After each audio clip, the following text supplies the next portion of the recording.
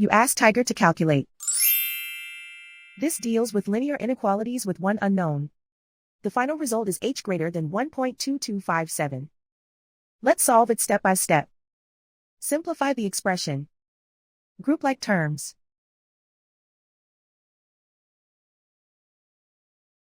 Multiply the coefficients.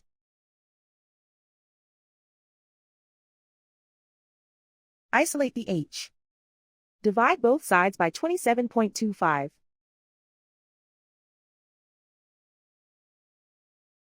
Simplify the arithmetic.